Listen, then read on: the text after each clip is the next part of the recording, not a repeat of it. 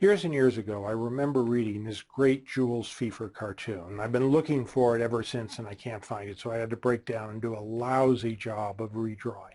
But it features two guys angry at one another. One says, "Hey, I want your land." The other guy says, "You can't have it." "Why not?" "Because it's mine." "Where'd you get it?" "From my dad." "Where'd he get it?" "From his dad." "Well, where'd he get it?" "From his dad." "Where'd he get it?" "He fought for it." "Well, I'll fight you for it." And the thing that's so stunning about this is that it was clearly a joke at the time. It was the sort of general sense was that we don't do it that way anymore. And for folks of my generation who grew up in the shadow of World War II, the sort of overarching priority of the global international system and the domestic system as well was to never, ever repeat the horrors of World War II. And if you look at the casualties, especially in the Soviet Union and China, which are so much worse than what we suffered in the United States, you get some sense as to just how much our parents wanted to avoid another war like that. And a whole set of institutions were created and changed to make that a reality, starting most obviously with the United Nations that came out of the ashes of World War II. The other thing that emerged was the dissolution of the European colonial empires that basically had governed the world with "I'll fight you for it" rules for centuries. And you saw an explosion of the number of UN member states as these colonial empires were abandoned. Now, there are obviously lots of stories, horror stories really, about the way in which these states were created, but nobody had ever been in the business of creating states from colonies ever before.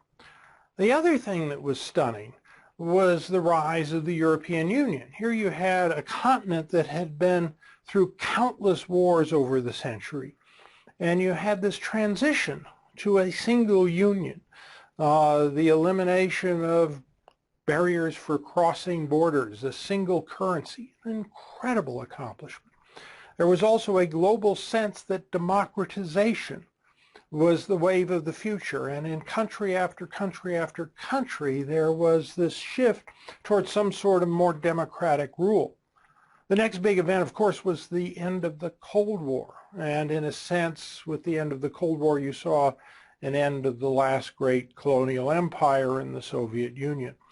There was an emerging global, sometimes called a neoliberal consensus of how you manage the global economy based on capitalist principles and democratic forms of political organization.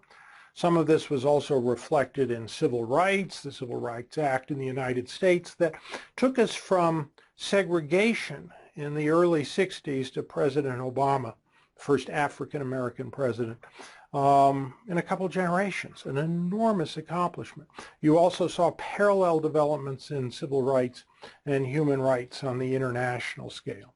The notion was that we were creating a kinder, gentler form of competition. It was still pretty competitive, but I would much rather live in the world that was emerging than the world my parents had to deal with Nazi expansion. And the sort of underlying assumption was the great march of history was toward a power with world rather than a power over world.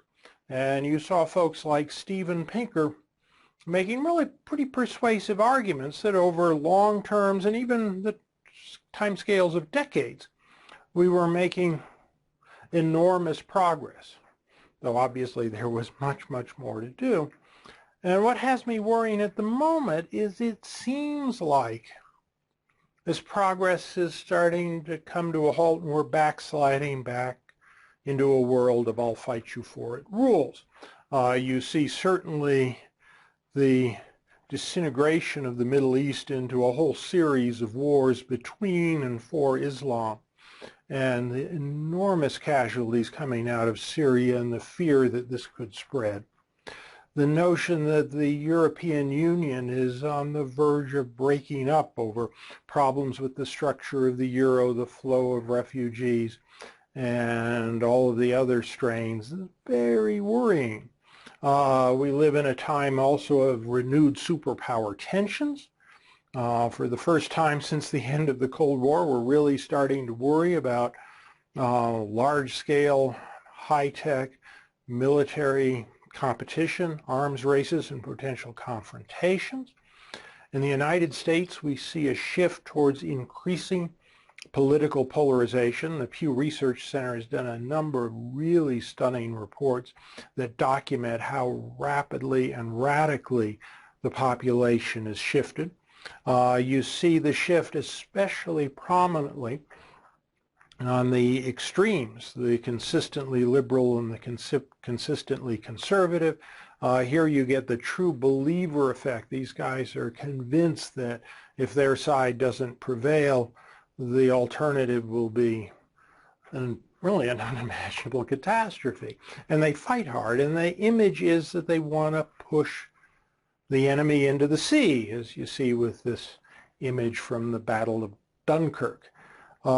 You have a time where compromise on the political right has sort of become a really bad word.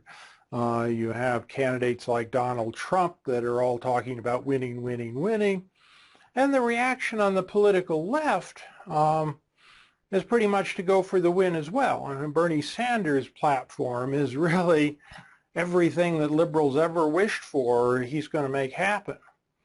And so the question, am I overreacting about this? Are we really on the brink of sliding back into I'll fight you for it rules? And if so, what in the world can we do about it?